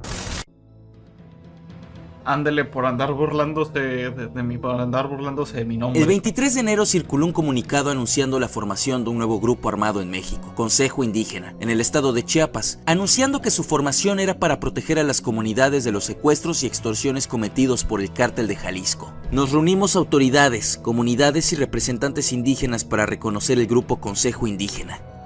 El motivo de este consejo es defender a nuestras comunidades de las extorsiones y secuestros del Cártel de Jalisco Nueva Generación, que sabemos Pues sí, está extorsionando a obvio nuestras que se van a ganar comunidades las bajo las comunidades órdenes de chicas. Juan Valdovinos, o el Señor de los Caballos. Que quede claro que los hermanos indígenas no permitiremos la entrada a esas ratas. Defenderemos nuestras comunidades y a nuestros indígenas. Y cualquier persona que mencione esos nombres en las comunidades pondremos orden en nuestros usos y costumbres. También nos dirigiremos a nuestros hermanos indígenas de Chicomucelo, que los apoyaremos y no los dejaremos solos, ya que están aterrorizados por una organización llamada El Maíz, que se dedican al secuestro y han desaparecido a la fuerza a muchos de nuestros hermanos indígenas. Manifestamos públicamente la lucha contra esa organización llamada El Maíz. Vladimir López Orantes, alias El Ruso, principal cabecilla ordenando ejecuciones, A mí me dan 100 desapariciones pesos y forzadas ya y los extorsiones. Originario del poblado de Santa Teresa, Llano Grande, en el municipio de Frontera Comalapa, Chiapas, con Juan Manuel Valdovinos, alias Don Juan, líder del Cártel de Jalisco Nueva Generación en Chiapas, amigo de Vladimir López. El flaco. Buena parte de las drogas que arriban a territorio europeo desde América Latina lo hacen en buques que llegan a grandes puertos, donde se vuelve complicado revisar el contenido de cada uno de los contenedores. El Cártel de Sinaloa quiso buscar otra ruta, no precisamente por la vía marítima. Inició una incursión en Italia contemplando traslados de droga en aviones privados que atravesarían el mar Atlántico y llegarían a pequeños puertos del sur de la península itálica. Una vez ahí, el plan era que la droga fuera redistribuida a otras partes de Europa. Sin embargo, este maquiavélico plan llegó hasta los oídos del Grupo de Investigaciones del Crimen Organizado, la unidad antimafia de la Policía Financiera Italiana en Catania. Y en menos de 3 meses, el capitán Pablo Lequese identificó a las principales figuras del Cártel de Sinaloa en Italia: los guatemaltecos Luis Fernando Morales Hernández, alias El Suegro, Daniel Tito Esteban Ortega Ubeda, Félix Rubén Villagrán López y, por supuesto, José Ángel Rivera Zazueta, alias El Flaco, quien se convertiría en jefe de la célula del Cártel de Sinaloa en Catania. Un agente infiltrado del Guico descubriría hasta dónde llegarían los nexos del Flaco en base a grabaciones obtenidas. Pasan de 2 a 3 toneladas a la semana. Al mes, el papá del Flaco administraba 20,000 casas de cambio y tenía contactos en la CIA. 35 vuelos a la semana llegan a Chetumal, parten de Venezuela, están trabajando con los militares, vuelos de 500-800 kilos de cocaína. El socio del flaco también reveló que este tenía planeado abrir una fábrica de jabón en Europa, para usarla como empresa fachada para sus negocios ilícitos. El flaco tiene su propio centro cambiario en México, el cual presuntamente es utilizado para cambiar dólares producto de la venta de droga por pesos rápidamente y sin riesgos. Tiene nexos en el actual gobierno y la Guardia Nacional. El plan del flaco consistió en llevar 385 kilos de cocaína en un avión que despegó desde México y que sería cargado en Cartagena, Colombia. Luego hizo una escala en Cabo Verde, el punto más occidental de África, para cargar combustible y de ahí volar a Catania. Ahí los recibió alguien apodado Don Señor, quien se llevó la droga en un vehículo para evitar la aduana y encaminarse hacia el norte. En Italia, la droga sería vendida a la 'Ndrangheta. A pesar del meticuloso operativo y la colaboración entre distintos cuerpos policíacos a nivel internacional, la policía financiera de Italia, que vigilaba ambos grupos, y con ayuda de los infiltrados que estaban con los narcotraficantes, solo pudieron detener a Daniel Tito Esteban Ortega Ubeda y Félix Señor Rubén Traje. Villagrán López. Señor Traje, quiero que sea mi primera vez. Atentamente, Omar Hernández. Ok. Lo siento, tengo novia. El flaco sigue prófugo y en la lista negra de los Estados Unidos y Europa. ¿Por quién vas a votar? Yo no voto, güey. Yo no creo en eso. Yo ya no... Ya no creo en las personas. ¿Qué dijiste?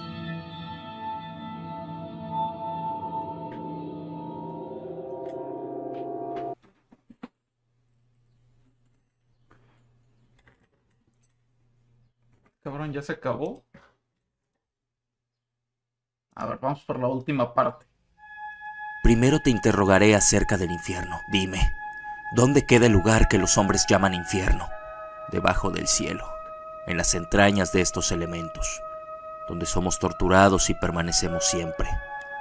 El infierno no tiene límites, ni queda circunscrito a un solo lugar, porque el infierno es aquí donde estamos, y aquí donde es el infierno, tenemos que permanecer. Ahí hubieras puesto el monólogo del infierno, güey. Del Manny. Sí se llama así, ¿no? Yo voto por el que más me dé dinero. A mí ninguno me da dinero. Ice es uno de los tantos nombres empleados para referirse a la metanfetamina. Otros nombres son el cristal, speed, crank o met. La metanfetamina es atractiva por muchas razones. Es potente, produce un fuerte efecto y es extremadamente barata. Un consumidor en México en el año 2020 podía comprar cristal en las calles por tan solo 50 pesos la dosis, que sería algo así como unos $2. Es fácil de conseguir, y por el hecho de que se puede producir en cualquier clima, no es de extrañar que la metanfetamina se haya extendido por todo el país. El estado de Baja California es corredor clave para el narcotráfico, dado que se encuentra en las ciudades fronterizas de Tijuana y Mexicali. Es una arteria vital para el jugoso negocio de las drogas, pero también es escenario de crueles historias contadas por la gente que no pudo salir de las garras de la droga. Melissa tiene 40 años. Su historia la cuenta desde el segundo piso de la llave 2 AC, uno de los 68 centros especializados en el tratamiento de adicciones que opera bajo el control de la Secretaría de Salud en Baja California. Es 2017. Sin querer hacerme la chistosa, porque mi historia está curada. Graciosa, pero yo era muy huevona, flojísima para limpiar y hacer el quehacer en mi casa. Ya en ese entonces tenía 19 años y 3 hijos, y se me juntaba un chingo de ropa sucia y trastes y un desmadre. Un día un amigo, que en paz descanse, me dijo: ¿qué onda, Melissa? ¿Quieres una línea para alivianarte? Y me dio una raya de Ice color rosa, como el Pepto Bismol, y no, hombre, a la verga. Casi andaba matando moscas a pedradas arriba del techo de mi casa. Me alivianó muy chingón. Lavé la ropa, puse mi casa al tiro de limpia, sin pasarme de lanza, sin gorderearme. Nomás me di 2 rayas esa vez. Así me la llevé varios años, tranquila. Nomás me metía unas rayas porque después salí embarazado otras 7 veces más. Y como cada año estaba embarazada, no podía meterme de lleno a las drogas. Como a los 20 años trabajé de mesera y de fichera en un bar. Y también me echaba mis líneas de Ice. Allá en el bar conocí a mi primer esposo. Era camionero de la ruta negro con blanco. Y a los 2 años me separé y me involucré con otro vato que también era chofer de la misma ruta.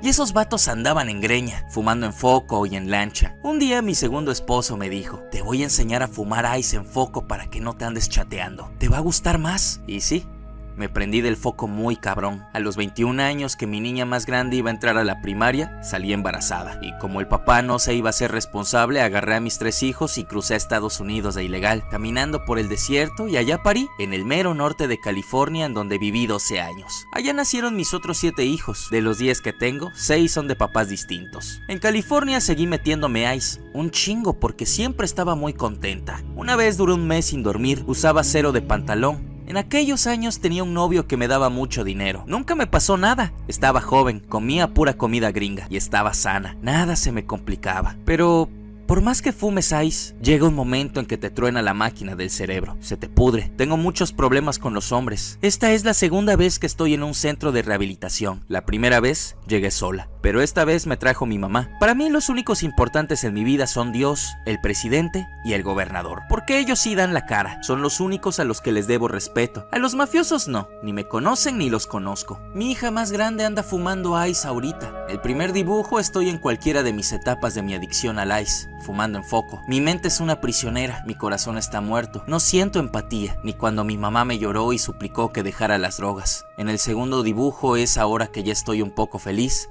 porque tengo un mes sin fumar ice. Verga, güey, qué cabrón así que tu logro sea no drogarte un puto mes, güey. Qué dolor, la neta, por la mamá de la muchacha o señora o quien esté diciendo eso. O sea, las drogas son de las peores mierdas, güey, que ha hecho la humanidad, la neta. Yo por eso hay gente que me dice de, no, pero la mota y así. No.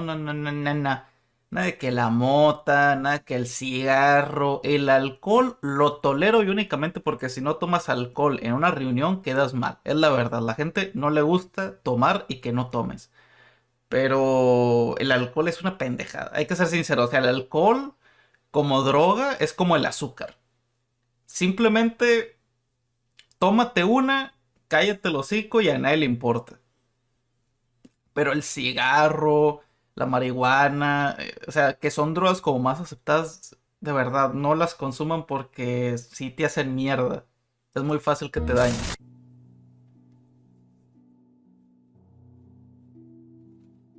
Era 2011. La guerra del narco se volvía cada vez más sangrienta, sobre todo por el hecho de que en esa época el cártel de los Zetas campaba a sus anchas por el país. Siempre pensamos que aquella violencia solo ocurría en el norte. Desgraciadamente, a todos nos sorprendió cuando la brutalidad llegó al sur. Este 2011 hacía terminar años de tranquilidad para adentrarnos a años de violencia. El 20 de septiembre del 2011, 35 cadáveres fueron arrojados bajo el monumento de los voladores de Papantla en la glorieta del paso a desnivel del Boulevard Adolfo Ruiz Cortines en Boca del Río. El monumento, que había sido construido en 2004 para levantar en alto a la cultura totonaca, ahora es recordado por este sangriento hecho. Aquel 20 de septiembre, el reloj estaba por marcar las 17 horas. Era martes, en un horario en el que comúnmente el lugar reúne a personas que visitaban el centro comercial Plaza Las Américas. Las camionetas en donde eran transportados los cuerpos fueron abandonadas en el lugar y sirvieron para colocar una manta en el que se escribió mensaje a las autoridades estatales en turno. Eran 12 mujeres y 23 hombres con evidentes signos de tortura, golpes de palos y tubos, y muertes por asfixia tras haber sido encerrados en un vagón contenedor de tren. Los cuerpos presentaban quemaduras de metal en el torso y las piernas, debido a que fueron recargados en el contenedor para ser atados de manos con precintos de seguridad de plástico, los cuales cuentan con un broche de seguridad. Los forenses determinaron que la manera en la que fueron asesinados y el uso de este tipo de ligaduras no corresponden a los patrones de tortura u homicidio de los grupos del narco que actúan en el estado de Veracruz. En ese momento los informes indicaron que los precintos plásticos eran usados por cuerpos de seguridad institucionales y por efectivos de la Marina y del Ejército. Este material solo lo usan en Estados Unidos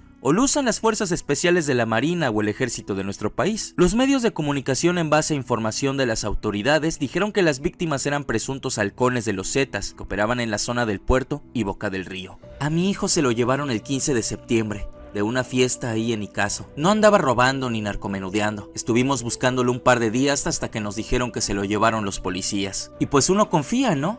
Si se lo llevaron los policías, pues estaba detenido. Entonces mi hija y yo fuimos a Playa Linda al siguiente día, donde llegan los detenidos, y me dicen ahí que no llegó nadie con el nombre de mi hijo. Me angustié y regresé a casa. No dormí toda la noche. Fue un calvario para mí hasta que en los días siguientes me hablaron y me dijeron: señora, aquí está su hijo. Y pues me alegré, ¿no? Y le pregunté a la persona al otro lado de la línea que dónde estaba mi hijo, ya que estaba yo muy preocupada. Aquí, en el forense, dijeron. Oh, En que ese la momento verga. quise controlarme. Tragué Pinche saliva, güey no mierda. pude. Lloré y lloré y lloré. Me repuse y fui por él. Le Hay pedían que ser muy, muy hijo de puta, güey, para andar diciendo, no, aquí está su hijo, ¿dónde? Aquí en el pinche funeral, véngase. 300 Ok, pesos para sacarlo. Al principio no me lo querían dar, pero me puse cabrona. Entré a reconocer a mi hijo. Había más cuerpos. Tenían golpes, perforaciones, balazos en las piernas. Vi un cuerpo molido a golpes hasta que le sacaron los ojos. Sé que la dueña de la casa de donde se lo llevaron murió estrangulada, mordida del pecho, que su muchachita de 15 años fue violada, que su mamá también, y estaba abierta del vientre. Había otro cuerpo más degollado. El testimonio es de Leticia Mendoza Holguín, madre de Ricardo Pacheco Mendoza, quien estaba entre los 35 cuerpos. Casi un mes antes de la masacre, por ahí de agosto, ante la comandancia de la policía, llegó un convoy de camionetas. Eran hombres armados con un armamento poderoso, nunca visto. Entraron al cuartel, desarmaron a los policías e incluso sometieron al encargado de la marina que se encontraba operando en el lugar de forma encubierta. Sacaron a todo el personal al patio, los encueraron, los obligaron a ponerse de rodillas. El que iba al mando se presentó como parte del grupo nuevo. El hombre dijo que venían a tomar el mando en Veracruz, que nadie debía decir nada, que todo iba a seguir como siempre. Todo aquello, según ese hombre misterioso, estaba ya pactado con las autoridades y venían para dar caza a los Zetas. Grupo Nuevo se presentaría después como los Matazetas y hoy lo conocemos como el Cártel de las 4 letras.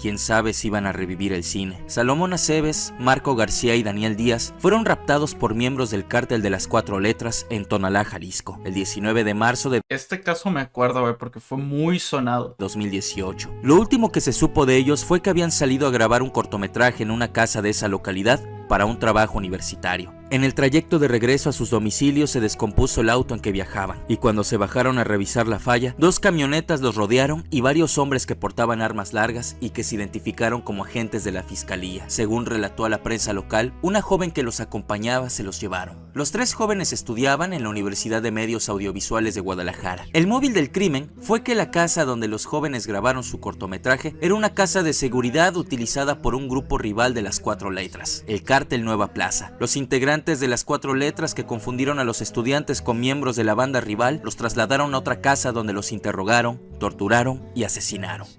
Hola, digo, caca, güey. O sea, qué puta coincidencia, güey. ¿Qué tan mala suerte debes tener? Que es un, güey, pues hay que jalarnos a esta casa abandonada a grabar, ¿no? A hacer un cortometraje y así. Vas, güey, grabas, te devuelves, se te descompone el coche. Y resulta que justamente donde fuiste a grabar, güey, era una puta casa de... Era una mansión, era un castillo de una puta organización criminal, güey. O sea, tienes que tener muy mala suerte. Posteriormente los llevaron a otro domicilio donde disolvieron sus cuerpos en ácido sulfúrico. Eso también es algo que mucha gente no le toma peso, güey. El cuerpo. Porque sí, tú te mueres y te mueres de una manera horrible, pero tú no sabes qué va a pasar con tu cuerpo. O sea, tú ya estás muerto, no existes. Pero tu familia, güey. O sea, y de la peor forma posible, ¿sabes? De ti, ni siquiera los putos gusanos van a comer y va a crecer un arbolito, güey. No. Tú estás disuelto en ácido con tus compas, güey. O sea, tus ojos están combinados con sus ojos. O sea, es tan denigrante a la humanidad de una persona, güey, el hacer eso. Para que no quedaran restos de ellos. En el lugar se encontraron rastros biológicos de los jóvenes, 46 bidones de 56 litros de ácido sulfúrico y 3 depósitos con restos del compuesto químico. Pobres vatos, güey, vale ver. Me da coraje, güey, cuando pasan estas mierdas. Desde hace mucho, los cárteles de la droga han estado ligados al ocultismo. Una de las primeras veces que se cubrió un caso de narcotráfico con lazos esotéricos fue el de Adolfo Constanzo y sus narcos satánicos. El 10 de junio de 2023, la DEA desarticuló al cártel de Houston. Las autoridades afirman que el jefe de una organización de narcos usó el satanismo para reclutar y controlar a sus operadores en la ciudad tejana de Houston. Ellos hacían un ritual de iniciación y un brujo bendecía los cargamentos de droga antes de cruzarlos por las garitas fronterizas. No presiona a nadie para que se salga del camino de la ley, pero no culpa a los que se desvían. Ojo por ojo, diente por diente, siempre en una proporción de 4 a 1, de 100 a 1. Esto se leía en cada ritual de iniciación de un grupo criminal de Texas y cuyos líderes operaban con el permiso del cártel de Sinaloa. Quienes entraban a la organización debían firmar con sangre un compromiso que les exigía ser leales al diablo, al cártel y a su violento jefe Francisco Javier Mesina Barrera, mejor conocido como Ángel, y quien además simpatizaba con la ideología de Adolfo Hitler. Se tatuaban símbolos relacionados con el satanismo para mostrar su fidelidad y recurrían a una especie de brujo apodado Lucifer, quien bendecía los cargamentos de droga que cruzaban de México a Texas. De la mano de Mesina Barrera, el cártel de Houston se convirtió en un proveedor de armamento de narcos mexicanos. Él y sus cómplices compraban armas en Estados Unidos, las traficaban a México y allá les pagaban con paquetes de metanfetamina. Solo de marzo de 2020 a abril de 2021 cruzaron por la frontera cientos de libras de esa droga. La mercancía era transportada a Texas, Maryland, Pensilvania, Kansas y Nueva York. La violencia y la intimidación eran parte de su modus operandi. La acusación relata, por ejemplo, que en octubre de 2020, el jefe de la banda y 3 cómplices viajaron a Kansas con un rifle de asalto y varias otras armas para amenazar a una persona que les debía dinero por una transacción de drogas. El fin del cártel de Houston comenzó a finales de 2020, cuando vendieron 5 kilos de metanfetamina pura a una célula dirigida por un traficante apodado Flaco. No sabían que su distribuidor en el Bronx, Nueva York, era un informante de la policía. 3 integrantes del cártel de Houston terminaron bajo custodia. En preparación para su juicio, los abogados de Mesina Barrera le pidieron al juez que impidiera que se mostrara al jurado material relacionado con el satanismo y su simpatía con Hitler. De hecho, en un chat que tenía con sus distribuidores, hacía llamar el Führer y usó una foto del líder alemán en su perfil.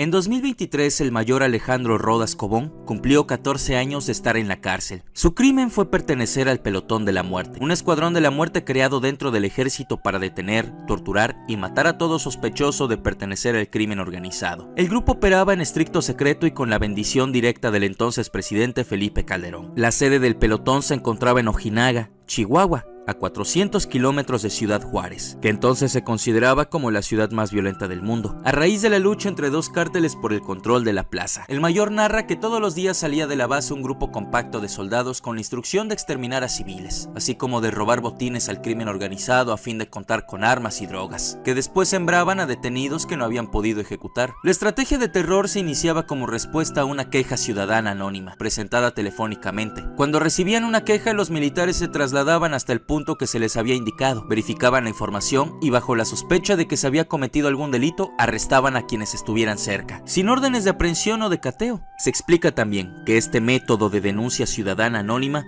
fue utilizado por los mismos delincuentes para incriminarse unos a otros, y parte de la población lo usó para vengarse por motivos personales, incluso de sus vecinos. El método aplicado incluía la tortura de los detenidos, fueran responsables o no de algún delito, para obtener información sobre criminales de la zona. La mayoría de los torturados morían y eran incinerados por los soldados del pelotón utilizando gasolina proveniente de la base militar. Este caso salió a la luz cuando el abogado defensor de Rodas hizo llegar al reportero Oscar Valderas, del portal MX, un escrito en que el mayor Rodas Cobón aseguró que a partir de la guerra calderonista se instauró una política generalizada desde arriba. El propio secretario Guillermo Galván reunía los mandos de regiones y zonas militares y giraban instrucciones precisas: hay que abatir a los miembros del narcotráfico. En enero de 2007 fue enviado a la tercera compañía de infantería no encuadrada en Chihuahua, donde el cártel de Sinaloa peleaba el control de la entidad al cártel de Juárez. El mayor Alejandro Rodas sostiene que nunca participó ni fue testigo presencial de una ejecución extrajudicial, pero sí tenía conocimiento de que en la tercera operaba un grupo de exterminio que, además,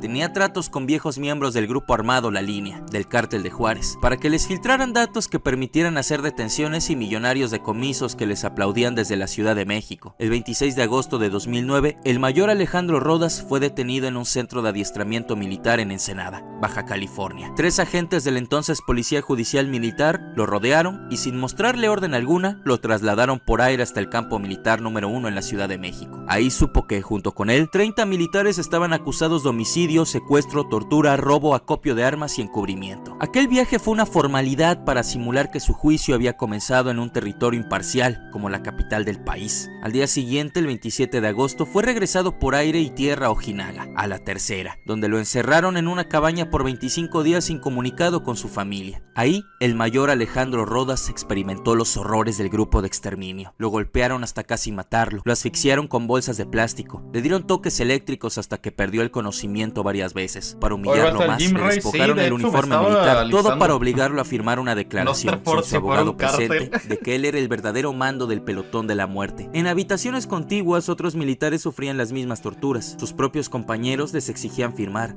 sin leer, supuestas confesiones en las que admitían haber asesinado a civiles por órdenes del mayor Alejandro Rodas. Y este fue un video más en su canal Gaps Lifestyles. Vemos. Bueno, eso sería todo del iceberg hasta ahora. Muy bueno, Me gusta mucho este canal. Ojalá no maten al que lo hace. Qué raro, no sale los videos que visualicé. El black metal lo vi.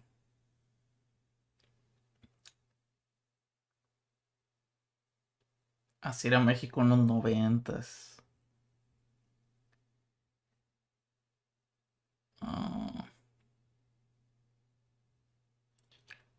México lado B. Asesinos volumen 3. ¿De qué será esto?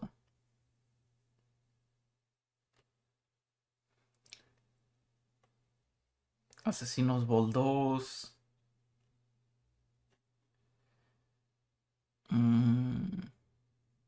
Ahora, si vemos los más populares.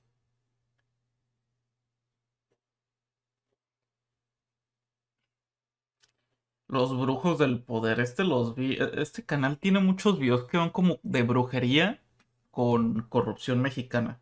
Está muy, muy padre. Ecuador.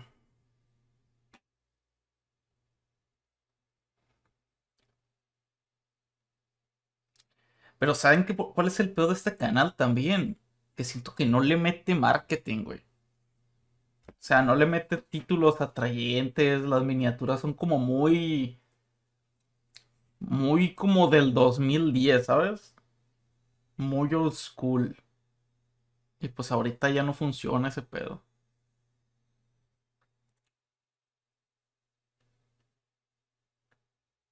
Los cárteles gringos. La epidemia del crack. Ah, güey, este video es de Devani y es muy bueno. Es muy bueno el video de Devani que hizo este tipo porque muestra cosas que no vienen en los medios de comunicación tradicionales, o al menos en los que yo busqué. Es un sector muy específico, sí. Sí, definitivamente les falta esencia. No, al contrario, es que tiene un exceso de esencia, güey. Tiene un exceso de esencia, tiene que bajarle a su power level, como diría el Doom.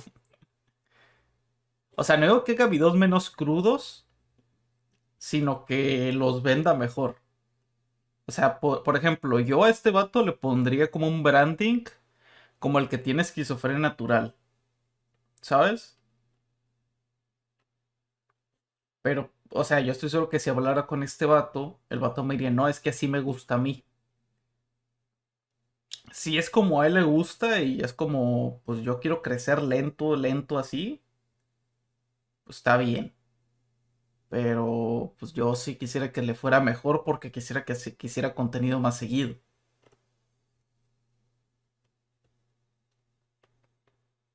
O, por ejemplo, pues podría hablar de temas más a la moda.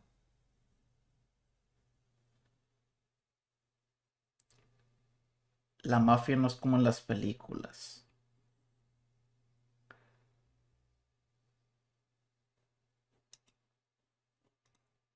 Solo entendí que los dos son muy chads. Y sí.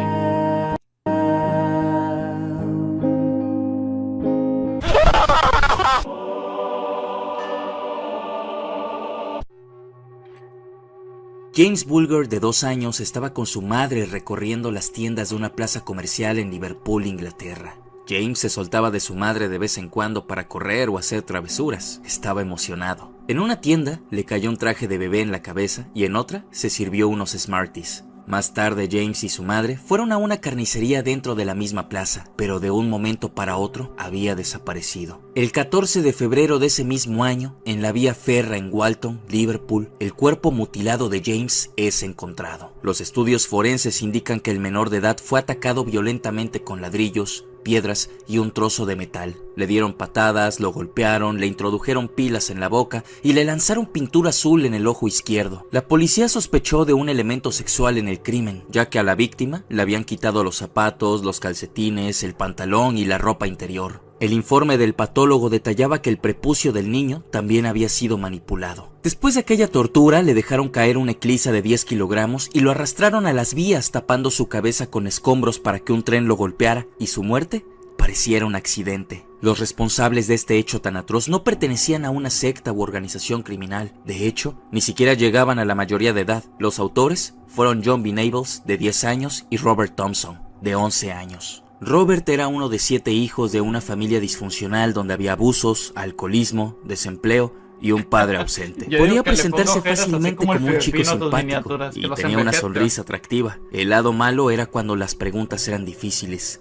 Tenía ese brillo en los ojos que es muy difícil de explicar, un brillo escalofriante. Mientras Thompson y Venables llevaban a James Bulger hasta su muerte, fue Thompson quien mentía alegremente a los pocos adultos que se detuvieron a interrogarles. John era débil, proveniente de una familia de madre y padre divorciados. A comparación de Robert, John había recibido amor y afecto. Thompson y Venables fueron declarados culpables de la muerte de Bulger y se convirtieron en los asesinos más jóvenes en la historia del siglo XX. Los dos fueron sentenciados a pena de cárcel hasta que alcanzaran la edad adulta. Un psiquiatra forense especializado en adolescentes que examinó a Venables años después dijo: ha hecho un progreso excepcional con el desarrollo personal, el reconocimiento de la enormidad de su delito, la comprensión de sus acciones como niño y en su desarrollo adolescente normal en circunstancias anormales. Sin embargo, en 2010 vuelve a prisión por posesión de pornografía infantil, 1170 imágenes y un documento con el título Guía de Jazz, que en realidad resultó ser un manual que enseña a tener relaciones sexuales con niñas pequeñas. A la verga, güey, qué persona de mierda.